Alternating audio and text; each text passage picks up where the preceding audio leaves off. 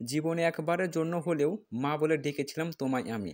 সেই তুমি আমার এত বড় সর্বনাশ কী করে করলে? প্রজ্ঞার মাকে উদ্দেশ্য করে বলল স্রষ্টা।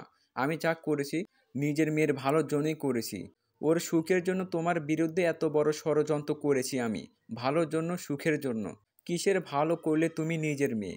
কেউ এসে তার ছেলের সাথে তোমার বিয়ের প্রস্তাব দিল, সেটাও এরকম ছলনার আশ্রয় নিয়ে। আর তুমি কিনা তার কথা মেনে নিলে। আমি জানি না তখন কি ভেবে ওনার কথায় রাজি হয়ে গিয়েছিলাম আমি, কিন্তু নিজের মেয়েকে সুখী করা ছাড়া আর কোনো উদ্দেশ্য ছিল না আমার। না, মিথ্যা বলছো তুমি। শুধু নিজের মেয়ের সুখের জন্য না, আমাকে দুঃখ আর কষ্ট দেবার জন্য পৈশাচিক আনন্দ তোমার বিবেক বুদ্ধি লোপ পাইয়ে দিয়েছিল। তাই তো বড় একটা অন্যায় করলে তুমি। আর সুখ? কিসের সুখ? তুমি জানো তুমি নিজের অজান্তে মেয়ের কত বড় সর্বনাশ করে দিয়েছো? সর্বনাশ? কিসের সর্বনাশ করেছি আমি? দেখো, তোমার কথা কিছুই বুঝতে পারছি না আমি। আমি সোহার্দের বাবার কথা বলছি।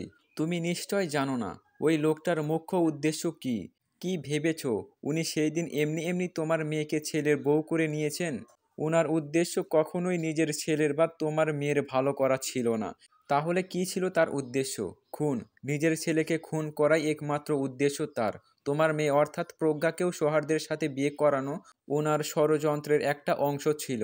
আর কিছুই না। এতে শুধু ওনার নিজের ব্যক্তি স্বার্থ ছাড়া আর কিছুই ছিল না। স্রষ্টার মুখে খুনের কথা শুনে ঘাবড়ে গেল প্রজ্ঞার মা। খুন?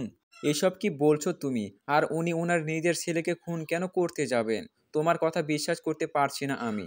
হ্যাঁ, এটাই সত্যি। আর তার প্রমাণ আমি নিজে। উনি এতদিন আমাকে ব্যবহার করেছেন নিজের ছেলের সর্বনাশের জন্য। ভাগ্যিস সেই জঘন্য পাপটা করার আগে ওই বুড়োর আসল রূপটা চলে এসেছে আমার সামনে। নয়তো অনেক বড় অনর্থ হয়ে যেত। তোমার কথা শুনে ভয়ে হাত পা ঠান্ডা হয়ে আসছে আমার। ওই লোকটা এত মারাত্মক সত্যিই আগে স্বপ্নেও ভাবতে পারিনি আমি। তা না হলে নিজের সন্তানকে কেউ খুন করার কথা ভাবতে পারে? হ্যাঁ, আচ্ছা, একটা কথা বলো, আমার মেয়ে কোথায়? ও ভালো আছে তো? নিজের মেয়ের জন্য খুব চিন্তা তোমার, তাই না? প্রজ্ঞার মা কোনো উত্তর না দিয়ে মাথা নিচু করে রইলেন। কি হলো, কথা বলছো না কেন? আমি জানি মেয়ের জন্য অনেক চিন্তা তোমার। ভেবো না, সে সুস্থ স্বাভাবিক অবস্থায় আছে। এই যেমন তুমি রয়েছো এখানে, তোমরা আমার মেয়েকেও বন্দি করে রেখেছো, তাই না?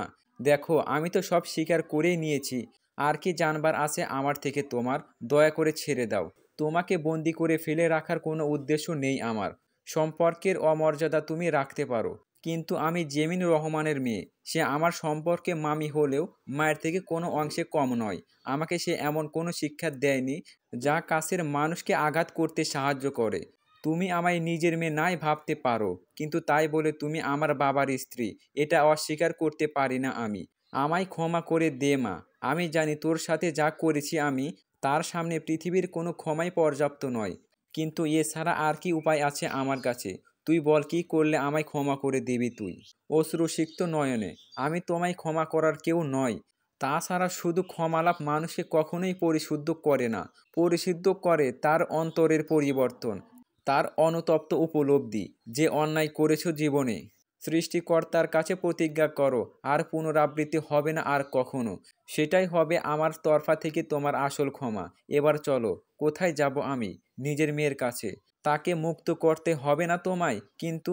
কোনো কিন্তু নয়। তবে এখানেই শেষ নয়, আমাদের আরও একটা বড় কাজ বাকি এখনও। সেটা হলো সোহার্দের বাবার পর্দা ফাঁস করা, ওনার সকল রহস্য খুঁজে বের করা। ঠিক কোন কারণে নিজের ছেলেকে খুন করতে চাইছেন তিনি, সেটা জানতে হবে আমাদের। ওনার এই ভালো মানুষের আড়ালে চালানো ষড়যন্ত্র আর বেশি দিন চলতে দেওয়া যাবে না। আমিও এর শেষ দেখতে চাই। ঠিক আছে মা, চল। আর আমি তোকে কথা দিচ্ছি, তোকে যথাসাধ্য সাহায্য করব আমি। ওই লোকটার একটা শাস্তি হোক আমিও চাই। যথেষ্ট খেলা করে নিয়েছে আমাদের সকলকে নিয়ে।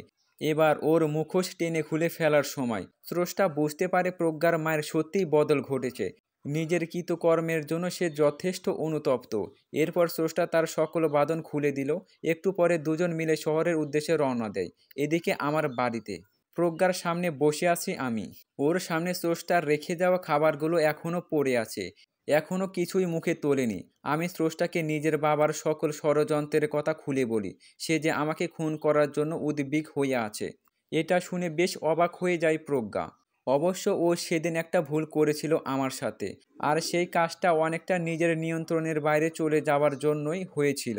প্রজ্ঞা এখন নিজের সমস্ত কৃতকর্মের জন্য অনুতপ্ত। ও সত্যিই আমার ক্ষতি কখনো চায়নি, শুধুমাত্র সংসার করতে চেয়েছিল আমার সাথে। তবে স্রষ্টার সাথে যা করেছে তার জন্য হয়তো কখনোই ক্ষমা করতে পারবো না ওকে। ওর উপযুক্ত শাস্তি ওকে দেব আমি। তবে সেটা এখন নয়। কি হলো, এভাবে না খেয়ে থাকলে তো মরে যাবে। খেয়ে নাও কিছু। প্রজ্ঞাকে উদ্দেশ্য করে আমি বলি, আমি খাবো না কিছুই। আর আমি তো মরে যেতে চাই। এই অভিশপ্ত জীবন নিয়ে আর কি হবে। নাটক করো না আমার সামনে। তাড়াতাড়ি খেয়ে নাও। আমি নাটক করি বলে মনে হচ্ছে তোমার? তো কি মনে হবে? আর তোমার আপাদ মস্তক নাটক আর ছলনায় পরিপূর্ণ। আমার ভাবতেই ঘৃণা লাগছে। তোমার সাথে স্বামী স্ত্রীর সম্পর্ক করেছি আমি। কিভাবে পারলে এটা আমার সাথে করতে? কেন? এক কথা বারবার বলে কি আনন্দ পাচ্ছ তুমি? আমায় বলবে? এর থেকে বরং মেরে ফেলো আমায় তুমি। বাহ, এ তো এখন পুরো সিনেমা দেখছি। এতক্ষণে তাও ছিল শুধু নাটকের পর্যায়ে। আমায় ছাড়বে না তাই তো? ছাড়বো না বলিনি। তবে তোমাকে এখানে যে বন্দি করেছে, তোমাকে মুক্ত করার কাজটাও তো তার হওয়া উচিত, তাই না? আমি শুধু পাহারা দিচ্ছি তোমায়। স্রষ্টার কথা বলছো? হ্যাঁ। আচ্ছা, তোমার বাবা যদি সন্দেহ করে থাকে ওকে, বা ধরে ফেলে ও আমি নই, তখন কি হবে? কেন? তোমায় খুব চিন্তা হচ্ছে বুঝি ওর জন্য? এত দরদ আগে কোথায় ছিল? বলো বলো, যত খুশি বলে নাও আমায়। কিন্তু আমার সত্যিই ওর জন্য চিন্তা হচ্ছে। এটা তুমি বিশ্বাস না করলেও আমার চিন্তা পাল্টে যাবে না। বাট কম বকো। যা দিয়েছি খেয়ে উদ্ধার করো। তোমায় মেরে জেলে যেতে চাই না আমি। তুমি যতক্ষণ আমায় ক্ষমা না করবে, আমায় বিশ্বাস না করবে, কিছু খাবো না আমি। না খেয়ে মরে যাব দরকার হলে। আবার নতুন নাটক? ক্লান্ত হয়ে যাচ্ছি তোমার নাটক দেখতে দেখতে। করে নাও। এখন তো অপমান ছাড়া আর কিছুই জুটবে না আমার ভাগ্যে, আমি জানি। আমি তখন কিছু বলতে যাব, ঠিক তখন কলিং বেল বেজে উঠল। নিশ্চয় স্রষ্টা এসেছে। এই সময়ে ও ছাড়া আর কারোর আসার কথা নয় এখানে। স্টোর রুমের দরজা বন্ধ করে ড্রয়িং রুমের দিকে চলে গেলাম আমি। তারপর দরজা খুললাম। দরজা খুলতেই দেখি সামনে বাবা দাঁড়িয়ে আছে। বাবাকে এই সময়ে বাড়িতে দেখে প্রচণ্ড ভয় হতে লাগলো আমার। এই সময়ে ওনার বাড়িতে আসাটা মোটেও ঠিক হলো না। এখন নকল স্রষ্টা অর্থাৎ প্রজ্ঞাকে বাড়িতে বন্দি অবস্থায় দেখে ফেলে। কি হবে সেই ভয়ে হাত পা কাঁপছে আমার। কি হলো, আমাকে দেখে যেন ভয় পেয়ে গেলি? কি ব্যাপার? ভয় পাবো কেন? কি যে বলো না, ভেতরে আসো। স্রষ্টা ফিরবে কবে? কিছু বলে গেছে তোকে? না, কিছু বলে যায়নি। ও, আমাদের কথা শেষ হতে না হতেই উপরের রুম থেকে একটা চিৎকার ভেসে আসলো। আমি বেশ বুঝতে পারলাম কণ্ঠটা প্রজ্ঞার, আর কারো নয়। বদমাইশ মেয়েটা ঠিক একটা অঘটন ঘটিয়েই ছাড়লো। এদিকে বাবা হকচকিয়ে উঠল শব্দ শুনে। কি হলো? উপরের রুম থেকে চিৎকারের আওয়াজ ভেসে আসলো কার? কি যে বলো না, কার চিৎকারের আওয়াজ আসবে উপর থেকে? এই বাড়িতে আমি আর তুমি ছাড়া আর কেউ আছে? কিন্তু আমি যে স্পষ্ট শুনতে পেলাম। আরে তুমি ভুল শুনেছ। না মানে ভুল বলতে হয়তো বুঝতে ভুল হয়েছে তোমার। কি বলছিস কি তুই? শব্দটা হয়তো পাশের বিল্ডিং থেকে এসেছে। কেন? সেরকম কিছু হতে পারে না। হ্যাঁ, ঠিক বলছিস। তাও তো হতে পারে। আচ্ছা যাক সে কথা। এখন চলি, ফ্রেশ হয়ে আসি একটু। ঠিক আছে যাও। বাবা এই সময় বাড়িতে চলে আসায় বিশাল ঝামেলায় পড়ে গেছি আমি। একবার স্টোর রুমে নকল স্রষ্টাকে বন্দি অবস্থায় দেখতে পেলে সর্বনাশ ঘটবে। জানি না তখন আমি কি করে সামাল দেব। এই ভেবে সোফার উপরে বসে পড়লাম আমি। না, একবার উপরে যেতে হবে। তখন না হয় কোনো একটা অজুহাত দিয়ে কাটিয়ে নিয়েছে নিজেকে। কিন্তু বারবার তো আর আমার এক অজুহাত শুনবে না কেউ। ভুলটা আমারই। ওর মুখটা বেঁধে রেখে আসলে এই ফালতু টেনশন বয়ে বেড়াতে হতো না এখন। উপরে গিয়ে তাই করতে যাব, যাতে ও আর ঝামেলা না করতে পারে। এই ভেবে সোফা থেকে উঠে পড়ি আমি। উঠে দাঁড়াতেই দেখি বাবা পা টিপে টিপে এগিয়ে আসছে আমার দিকে।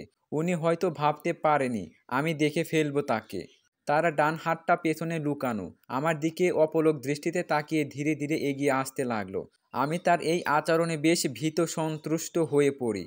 তার মতি গতি ঠিক বুঝতে পারছি না। বাবা, কি হলো, কিছু বলবে? কি হলো, কোনো কথা বলছো না কেন? কিছু তো বলো। আমার কোনো প্রশ্নের উত্তর না দিয়ে একেবারে আমার নিকটে চলে আসলো সে। ওনার এই আচরণে পুরো হতভম্ব হয়ে গেছি আমি। পেছন থেকে সে নিজের হাতটা বের করে আনলো এক পর্যায়ে। তার হাতে একটা লোহার রড।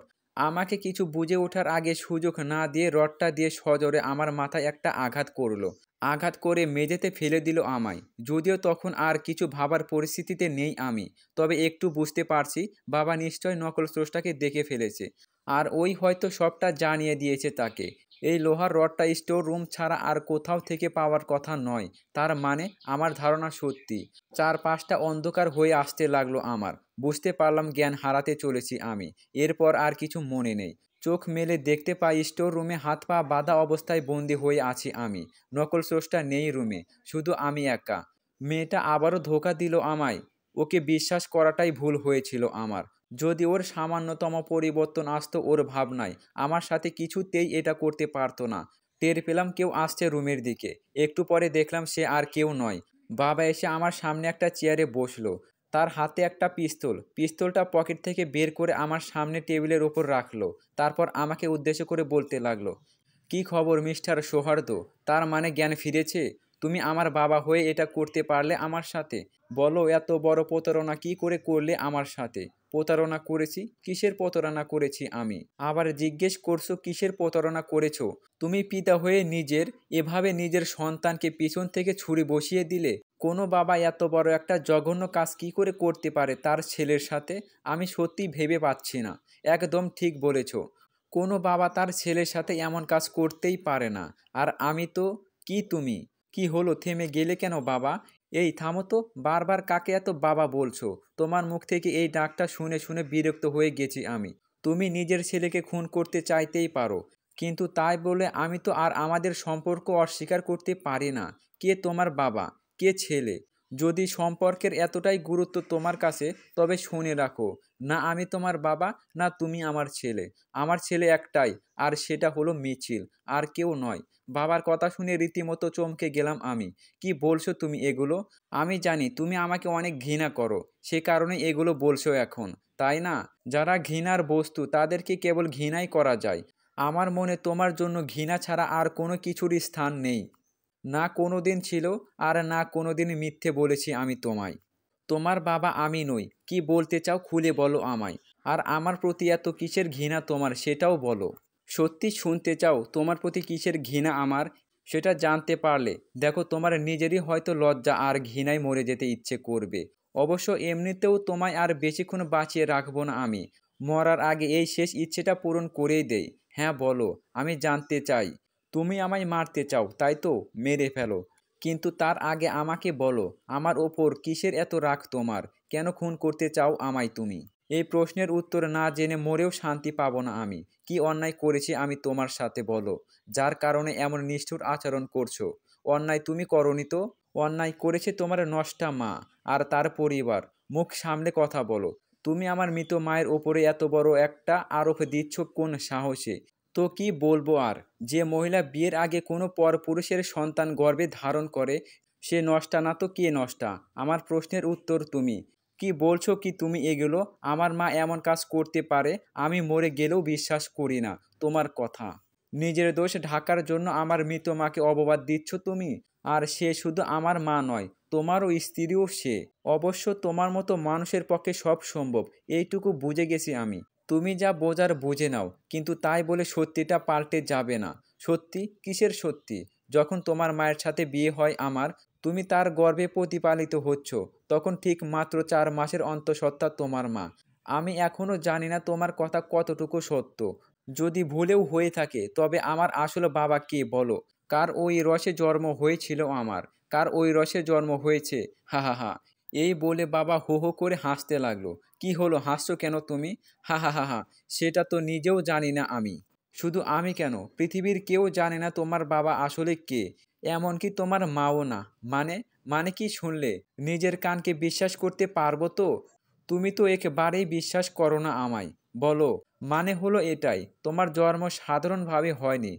কারোর ধর্ষণের ফলে জন্ম নিয়েছো তুমি। তোমার মায়ের ওপর একদল পশু হামলা চালায়। সেই নরপশুদের ভেতর থেকে কারো একজনের অংশ থেকে যায় তোমার কুমারী মায়ের ভেতরে। আর সেই অংশটা আর কেউ নয়, তুমি নিজেই। যার না আছে কোনো পরিচয়, কোনো ধর্ম, কোনো বংশ। তবে বুঝে নাও কে তুমি। তুমি তো কোনো মানুষের পর্যায়েই পড়ো না। রাস্তার পশু আর তোমার ভেতরে কি তফাৎ আছে একটু বলবে আমায়?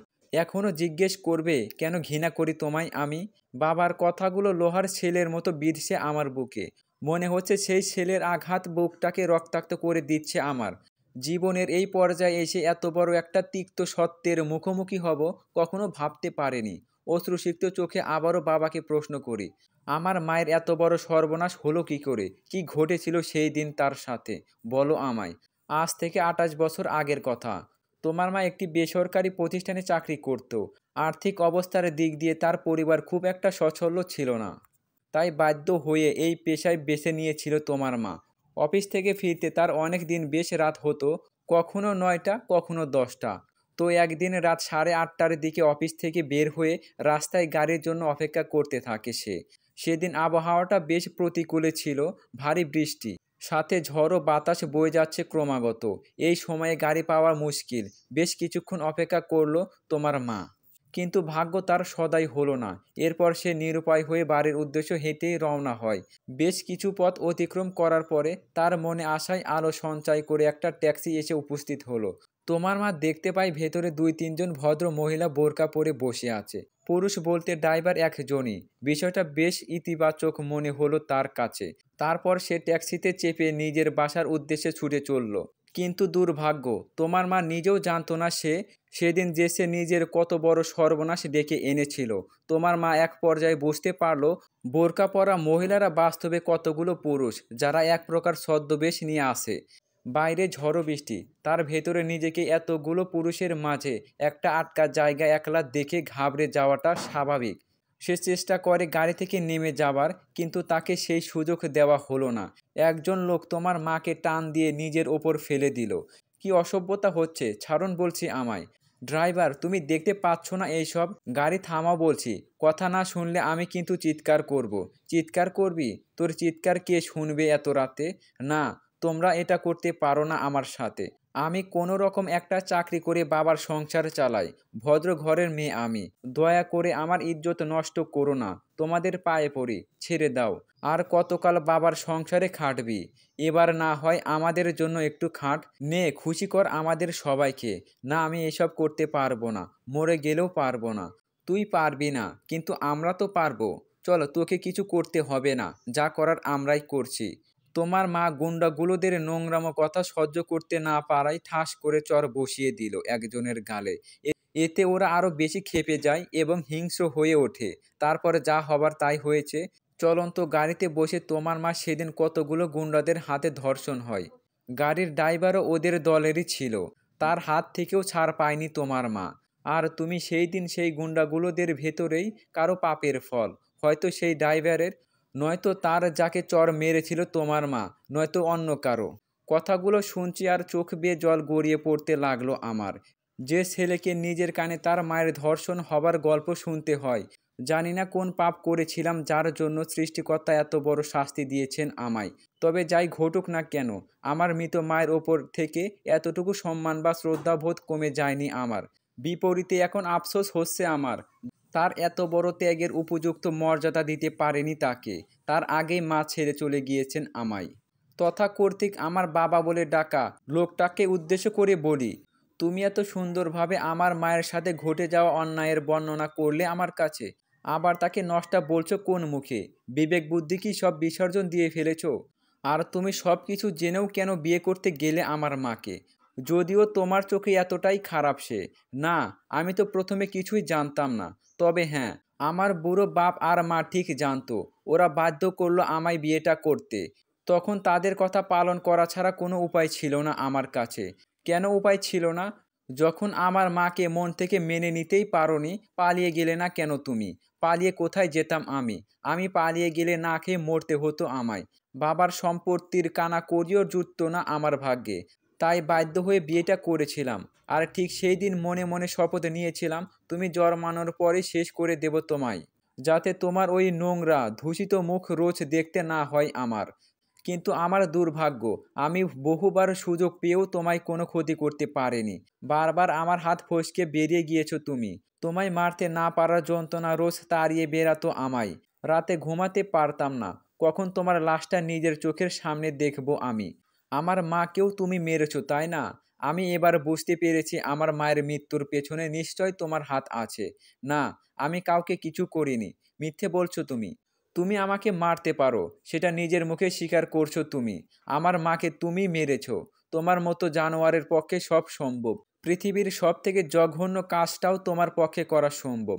বললাম না আমি কিছু জানি না। তোমার মাকে মারিনি আমি। এমনিতেই তোমায় একটু পরেই মেরে ফেলবো আমি। আমার বন্দুকের গুলি তোমার বুকে ঝাঁঝরা করে দেবে। তোমায় মিথ্যে বলবো আমি কিসের ভয়ে? তাছাড়া এত কেন জানতে চাইছো তুমি? তুমি জিজ্ঞেস করলেই আমি তো সব গড় করে বলে দেব না তোমায়? আমি মনে মনে ভাবছি, সত্যিই তো, যে আমাকে একটু পরেই পৃথিবী থেকে সরিয়ে দেবার জন্য প্রস্তুতি নিচ্ছে, যে নিজের সমস্ত কৃতকর্মের কথা স্বীকার করলো নিজের মুখে। মাকে খুন করলে সেটা বলতে সমস্যা কোথায়? তবে কি মায়ের খুন অন্য কারোর হাতে হয়েছে? যদিও আমার সেদিন একটি মেয়ের সাথে ধস্তাধস্তি হয়েছিল আমার, কিন্তু তাকে তো আর আমি সরাসরি মাকে খুন করতে দেখিনি। সে আমার মায়ের খুনি, এটা ধারণা মাত্র আমার। তবে কি এটা হতে পারে মায়ের খুন নকল স্রষ্টার কাজ, যার কানের দুল পেয়েছিলাম আমি? কিন্তু ও আমার মাকে কেন মারতে যাবে? শুধু নকল স্রষ্টা নয়, মাকে যদি এই লোকটা খুন না করে অন্য কেউ খুন করে থাকে, তবে তার কারণটা কি? আমার মায়ের সাথে কি যোগাযোগ তার? কি এত ভাবছো? এখন আর এত ভেবে কি হবে? আমার হাতটা যে বড্ড নিষ্পিস করছে। সে চাইছে এখন আমি পিস্তলটা তুলে তোমার মাথা বরাবর শেষ গুলিটা চালিয়ে দেই। আজ যখন সব জেনে গেছো তুমি, আর কিছুতেই বাঁচিয়ে রাখা যাবে না তোমায়। তুমি আমায় অনেক আগেই মেরে দিয়েছো। তোমার এই গুলি কি আর মারবে আমায়? মরতে ভয় পাই না আমি, তবে একটাই আফসোস রয়ে গেল, মায়ের খুনিকে জেনে যেতে পারলাম না। জানো তো, এক জীবনে সব ইচ্ছে পূরণ হয় না মানুষের। শুভ কাজে আর দেরি করতে চায় না। গুড বাই মাই সন। এই বলে সে আমার মাথা বরাবর পিস্তলটা তাক করলো আমার। নিজের মৃত্যুকে যেন সাক্ষাৎ থেকে দর্শন করছি আমি, চোখ বন্ধ করে মৃত্যুর জন্য অপেক্ষা করছি। কারণ আমি ভালো করে জানি আজ এই নরপশুর থেকে রক্ষা নেই আজ আমার। হঠাৎ আমাকে অবাক করে দিয়ে আমার তথাকথিত বাবা চিৎকার দিয়ে মাটিতে লুটে পড়ল। আমি লক্ষ্য করলাম তার বাহুতে একটা ছুরি বিঁধে আছে। স্টোর রুমের দরজার সামনে স্রষ্টা আর তার নকল স্রষ্টার মা, সাথে নকল স্রষ্টাও আছে। তবে ছুরিটা কার হাত থেকে ছুঁড়ে এসেছে বুঝতে পারছি না আমি। তোমার সমস্ত খেলা শেষ। আজ তোমায় নিজের হাতে শেষ করে ফেলবো আমি। এই বলে নকল স্রষ্টা বাবার দিকে এগিয়ে গেল। স্রষ্টা ওকে পেছন থেকে বাধা দেয়। না প্রজ্ঞা, ওকে কিছুই করো না তুমি। ওর যা ব্যবস্থা করার আইন করবে। আমরা আইন হাতে তুলে নিতে পারি না। প্রজ্ঞা স্রষ্টার কথায় কিছুটা শান্ত হলো। এদিকে স্রষ্টা আমার দিকে এগিয়ে আসলো। তারপর আমার হাতের বাঁধন খুলে দেয়। তুমি ঠিক আছো তো? হ্যাঁ, আমি একদম ঠিক আছি।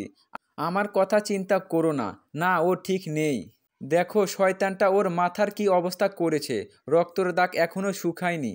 আমাকে উদ্দেশ্য করে প্রজ্ঞার বক্তব্য। আমি প্রজ্ঞাকে উদ্দেশ্য করে বলি, থামো থামো, 1 মিনিট। তোমাকে তো আটকে রেখেছিলাম আমি এই ঘরে। তারপর তুমি একটা সিন ক্রিয়েট করে ফাঁসিয়ে দিলে আমায়। আবার এখন এসে নাটক করছো? আর তোমাকে এখান থেকে মুক্ত করলো কে? না সৌহার্দ্য, তুমি ভুল ভাবছো। আসলে প্রজ্ঞা বাইরে গিয়ে ফোন করে আমাদের, যাতে আমরা যত দ্রুত সম্ভব এখানে চলে আসি আর আসল কালপিটকে হাতে নাতে ধরে ফেলতে পারি। স্রষ্টা, সে বুঝলাম, কিন্তু এখান থেকে ওকে মুক্ত করলো কে? আগে সেটা বলো আমায়। যখন তোমার বাবা স্টোর রুমে ঢুকে পড়ে, আমাকে দেখে বেশ অবাক হয়ে যায় সে। আমি তাকে সাহায্য করার জন্য প্রতিশ্রুতি দেই, বিনিময়ে সে ছেড়ে দেয় আমাকে। আমি জানতাম আজ অনেক বড় একটা অনর্থ ঘটবে তোমার সাথে, তাই এই বুড়োর সাথে নাটক করে বাড়ির বাইরে গেলাম। কিন্তু ও নিজেও জানতো না ওর জম নিয়ে ফিরে আসবো এই বাড়িতে আমি। প্রজ্ঞা, একদম ভালো করলে না এটা তোমার সাথে আমরা। আমাকে ধোঁকা দেবার শাস্তি সবাই পাবে। একে একে সবাইকে শাস্তি দেব আমি। মেঝে থেকে নিজের মাথা তুলে বাবা বলতে লাগলো, একদম চুপ থাকো তুমি। তোমার এতটুকু ভয় হচ্ছে না আমাদের সবাইকে একসাথে দেখে? তোমার নিজের চোখের সামনে যাদের সবাইকে নিজের হাতে পুতুল বানিয়ে রেখেছো তুমি, আমাদের সবাইকে ঠকিয়েছো তুমি শুধুমাত্র নিজের স্বার্থে। আজ তো নিস্তার নেই তোমার। দেখো কি করি তোমার সাথে আমরা। স্রষ্টা বাবাকে উদ্দেশ্য করে বলতে লাগলো। আমি দেখতে পাচ্ছি স্রষ্টার ক্রোধে আগুন। শুধু স্রষ্টা নয়, প্রজ্ঞার চোখ দিয়ে যেন আগুনের লাভা বেরিয়ে আসবে। সত্যিই তো, আমার কথা বাদ দিলাম। ওদের দুজনের জীবন নষ্ট হয়েছে শুধুমাত্র এই একটা লোকের জন্য। পৃথিবীতে মানুষ সব কিছুর সাথে আপোষ করতে পারে, তবে নিজের জীবনের সাথে নয়। স্রষ্টা আর প্রজ্ঞাকে দেখে মনে হচ্ছে ওরা বাবাকে গিলে খাবে। প্রজ্ঞার মাও পাশে দাঁড়িয়ে আছে, তার মুখে কোনো কথা নেই। তোমরা আমার কিছুই করতে পারবে না। আর আজকে যেটা সবাই মিলে করলে আমার সাথে, এর ফল ভোগ করতে হবে তোমাদের। আগে নিজেকে তো বাঁচাও, তারপর আমাদের কথা ভেবো। এমন অবস্থা করব তোমাদের, সারা জীবন জেলে পচে মরেও শাস্তি শেষ হবে না তোমার। তুমি নিজে জানো কতগুলো অপরাধ করেছো তুমি। এর শাস্তি কি হতে পারে ধারণা আছে তোমার? স্রষ্টার কথায় বাবা চুপ করে রইল, কারণ সেই মুহূর্তে বলার মতো কিছুই ছিল না তার। আমি তার মুখে ভয়ের ছাপ স্পষ্ট দেখতে পাচ্ছি। নিজের দুর্বলতাকে ঢাকতে বিভিন্ন ধরনের হুমকি ধামকি দিচ্ছে সবাইকে। আর কিছু না, এত কিছুর পরেও লোকটা এতটুকু শুধালো না। এটাই আফসোস, যে অপরাধ করেছে যদি তার ভেতরে অনুশোচনা বোধের জন্ম না হয়, আমরা কী বা করতে পারবো? আর আইনই বা কী করবে? এরপর বাসায় পুলিশ ডাকা হলো। আমাকে বন্দি করে খুনের চেষ্টার অপরাধে পুলিশ গ্রেপ্তার করলো তাকে। তবে শুধু এটাই তার অপরাধ নয়, একটা মেয়েকে পরিচিত করে অন্ধকার জগতের দিকে ঠেলে দেওয়া আইনের চোখে অন্যতম জঘন্য অপরাধ। এরও বিচার হবে বাবার, সব অপরাধের বিচার হবে, যা শুধু এখন সময়ের অপেক্ষা। 2 দিন পরে, তখন বিকালবেলা, বাড়ির ছাদে দাঁড়িয়ে আছি আমি। দেখতে পাচ্ছি মাথার ওপর থেকে ডবল বক সারি বেঁধে উড়ে যাচ্ছে। কতটা শৃঙ্খলা বোধ ওদের সবার ভেতরে, যে যার জায়গায় স্থির থেকে উড়ে চলছে। দেখলে মন জুড়ে যায়। পৃথিবীতে মানুষ নামক প্রাণীর ভেতরেই বোধহয় ন্যায় আর শৃঙ্খলা বোধের বড্ড অভাব। আমার তথাকথিত বাবা জেলে আর তার কৃতকর্মের শাস্তি ভোগ করছে। বাবার সমস্ত রহস্য আমার কাছে জলের মতো পরিষ্কার। এবার আমার মায়ের খুনের রহস্য ভেদ করার অপেক্ষা। জানি না কখন আর কবে সেই সত্যি আমার সামনে আসবে।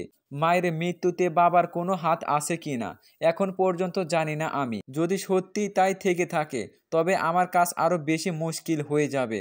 অন্যদিকে নকল স্রষ্টা অর্থাৎ প্রজ্ঞা, সেও আমার সন্দেহের বাহিরে ছিল না কোনোদিন। কিন্তু রহস্য হলো, যাকেই সন্দেহ করি না কেন, কারো বিরুদ্ধে উপযুক্ত প্রমাণ নেই আমার কাছে। জানি না কি করে মায়ের খুন পর্যন্ত পৌঁছাবো আমি। হঠাৎ ফোনের ক্রিং ক্রিং শব্দে আমার ভাবনায় ছেদ ঘটল। পকেট থেকে ফোনটা বের করতেই দেখি গেট দারোয়ানের কল।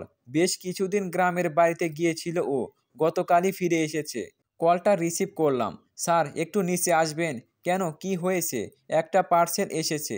পার্সেল এসেছে? কিসের পার্সেল? সেটা তো না খুলে বলতে পারবো না আমি। আপনি নিচে এসে নিয়ে যান। ঠিক আছে, তুমি ওয়েট করতে বলো, আমি এখনই আসছি। ফোনটা রেখে দ্রুত গ্রাউন্ড ফ্লোরের দিকে গেলাম। গিয়ে দেখি গেট দারোয়ান একটা খাম হাতে নিয়ে দাঁড়িয়ে আছে। আমাকে দেখে আমার দিকে এগিয়ে এলো সে। স্যার, এই যে চিঠিটা। কি এটা? এটা পার্সেল। হ্যাঁ স্যার, এটাই তো দিয়ে গেলেন। দিয়ে গেলেন মানে? যে এটা নিয়ে এসেছে সে কোথায়? সে তো চলে গেছে স্যার। চলে গেছে? এভাবে হয় নাকি? পার্সেলের ডেলিভারির ক্ষেত্রে কিছু প্রোটোকল থাকে তো, উনি সেগুলো না মিটিয়ে চলে গেলেন। অদ্ভুত। আমি বলেছিলাম তাকে। আর স্যার, ওনাকে দেখে মনে হলো না উনি প্রফেশনাল কেউ। আচ্ছা যাই হোক, ছাড়ো। তবে তোমার তাকে চলে যেতে দেওয়া ঠিক হয়নি। চিঠিটা দারোয়ানের সামনে বসে খুলতে মন চাইছিল না, তাই আবারও চিঠিটা নিয়ে ছাদে গেলাম। চিঠিটা খুলতে খুলতে বুকটা দুক দুক করতে লাগলো। না জানি কি আছে এটার ভেতরে। তার ওপর এরকম একটা উড়ো চিঠি। চিঠিটা খুলে নিজের সামনে ধরলাম। তারপর চোখের সাহায্যে পড়তে থাকি। কি ব্যাপার? ভালো নেই নিশ্চয়। খুব চিন্তার ভেতর দিয়ে যাচ্ছ, তাই না? আমি জানি কি নিয়ে এত চিন্তা তোমার। এই চিন্তা মাথা থেকে দূর না হওয়া পর্যন্ত শান্তি পাচ্ছ না তুমি। তবে জানো কি, আমার কাছে তোমার চিন্তার উপশম আছে। আজ রাতেই চলে আসো, ঠিক 10:45টার পরে। চিঠির অপর প্রান্তে ঠিকানা লেখা আছে। আশা করি জায়গা এখনো ভুলে যাওনি।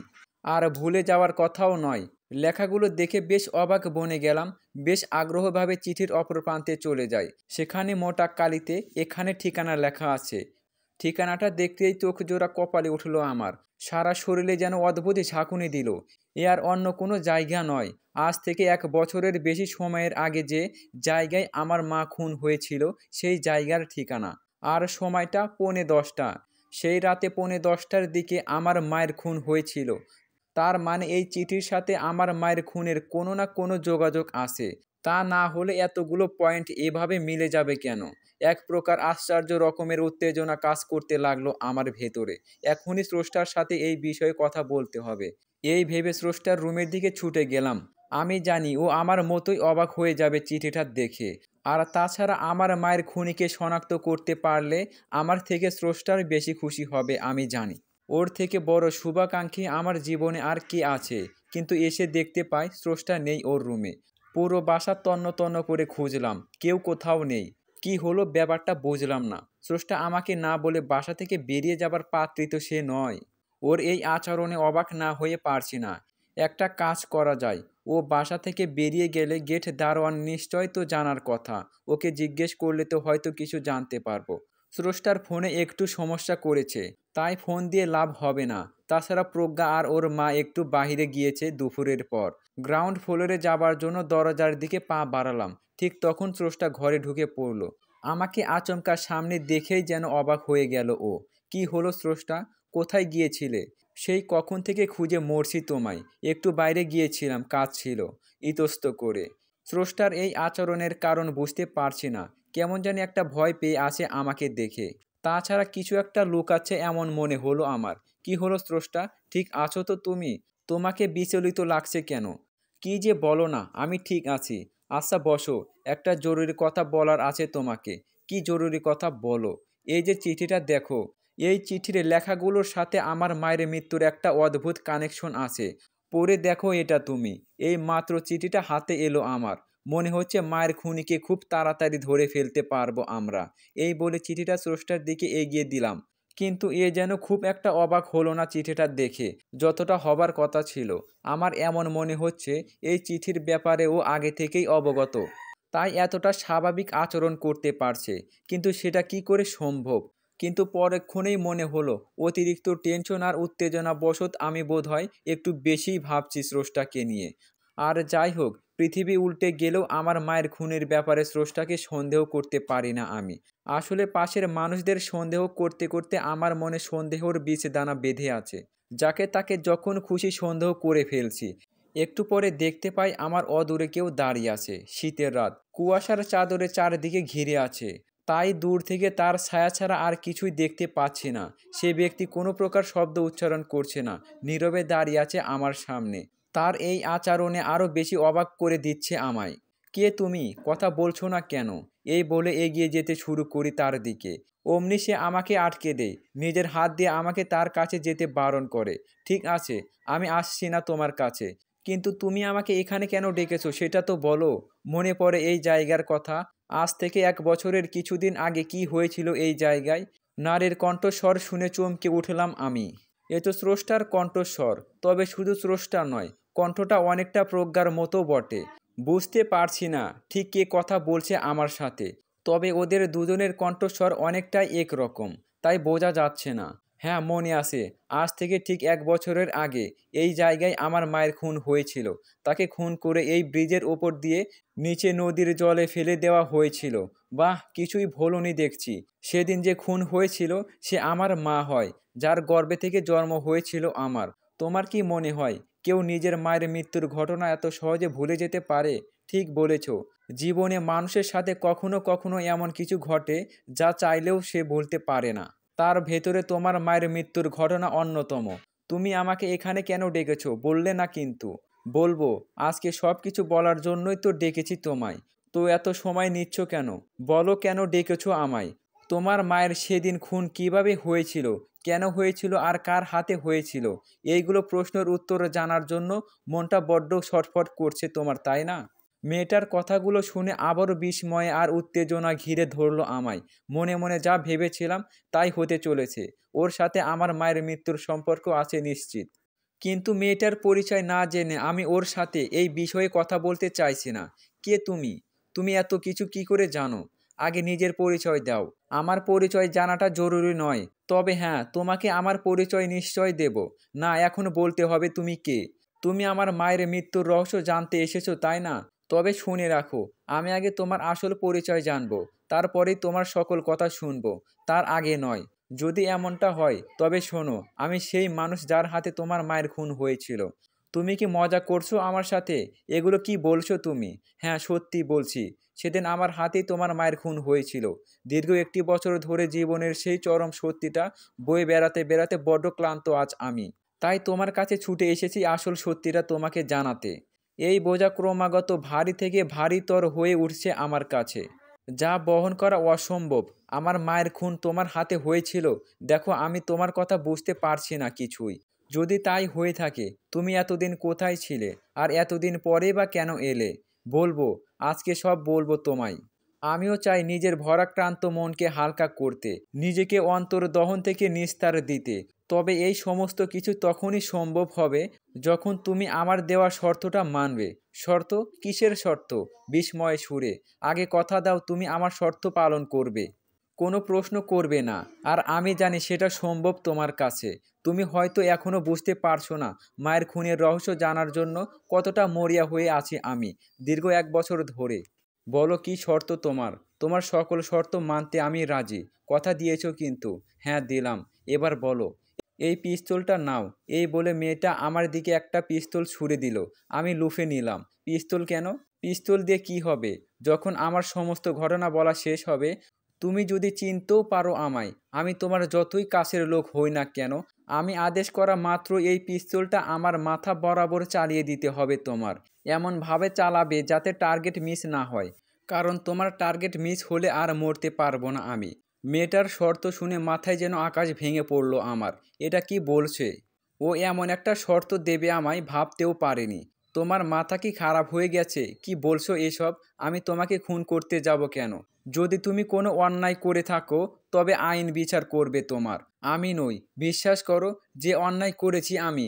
কোনো আইন আমার জন্য পর্যাপ্ত নয়। সেদিন তোমার মাকে খুন করেছি আমি। আজ আমায় খুন করে তুমি তোমার মাতৃহত্যার প্রতিশোধ নেবে।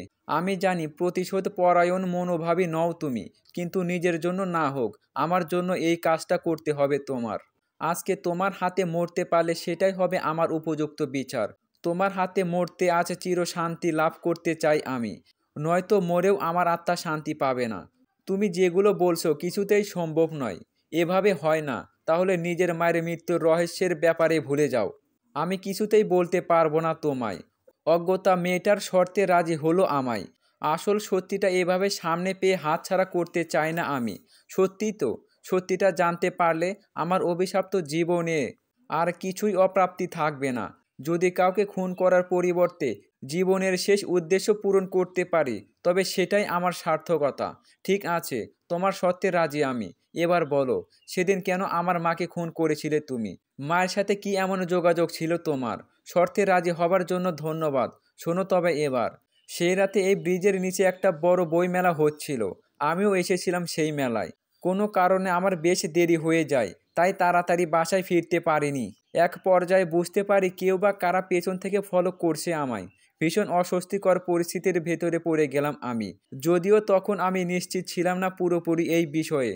যখন বাসায় ফেরার জন্য নিজের মন স্থির করলাম, তখন আমার ধারণা সত্যি প্রমাণিত হয়। দেখতে পাই 4-5 জন লোক পেছন থেকে আমার ওপরে নজর রাখছে। তখন মেলা শেষের পর্যায়ে একটা সাংস্কৃতিক অনুষ্ঠান হচ্ছিল। বেশিরভাগ মানুষ সেই অনুষ্ঠান দেখতে ব্যস্ত ছিল।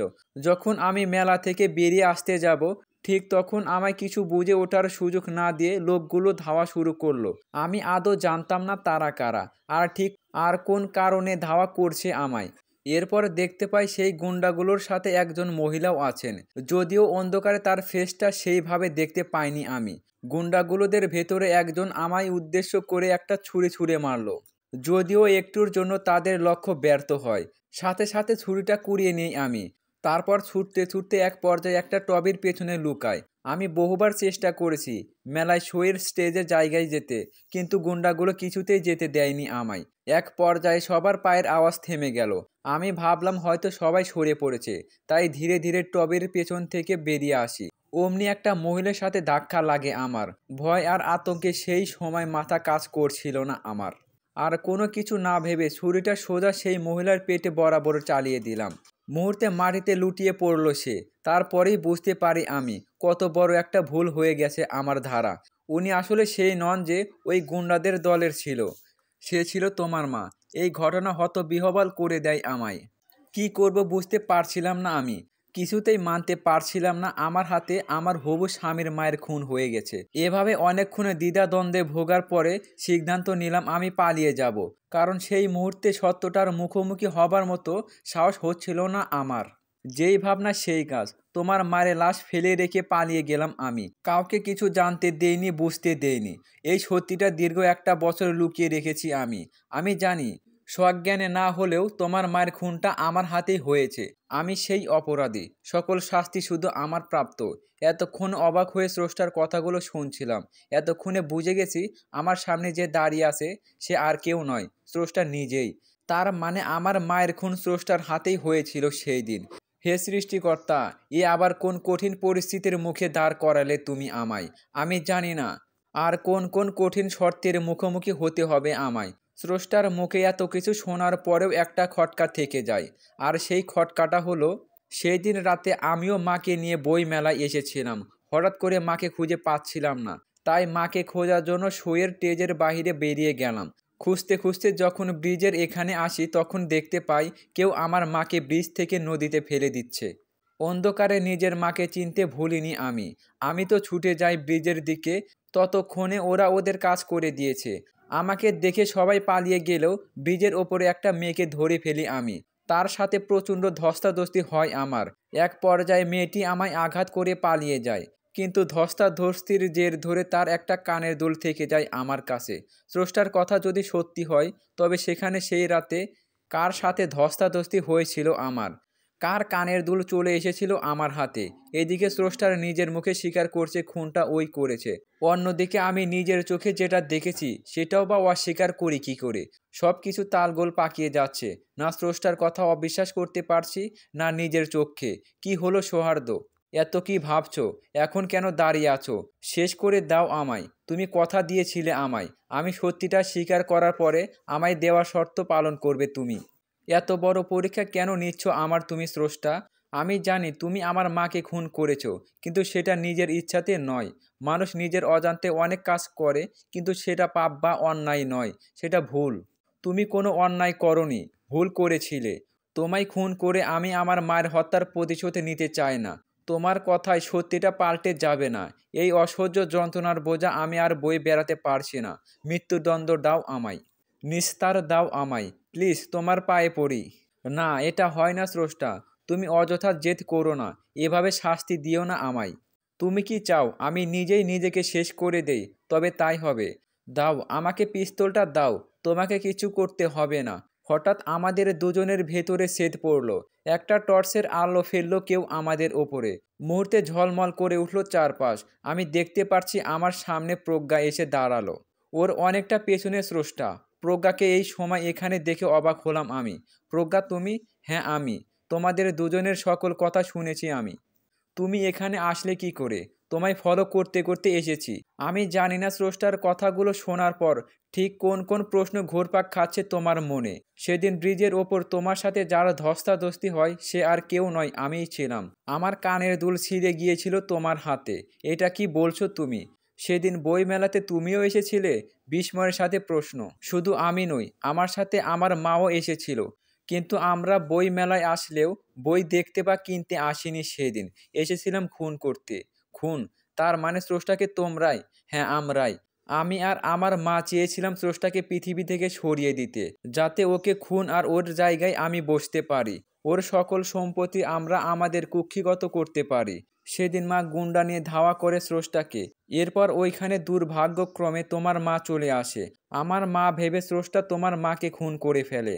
আর সেটা মা এবং তার দলবল দেখে ফেললো। সাথে আমিও ছিলাম। স্রষ্টা চলে যাবার পর মা লক্ষ্য করে তার হ্যান্ড ব্যাগটা খুঁজে পাচ্ছিল না। হয়তো ছুটতে গিয়ে হারিয়ে গিয়েছে। এখন পুলিশ এই জায়গায় খুন হয়েছে এটা জানতে পারলে নিশ্চয় তল্লাশি চালাবে। তখন মায়ের সেই জিনিসটা খুঁজে পেলে বিশাল ঝামেলা হতে পারে। এমনিতেও আমরা চাইনি স্রষ্টা জেলে যাক, কারণ ও জেলে গেলে আমাদের বিশেষ কোনো লাভ হতো না।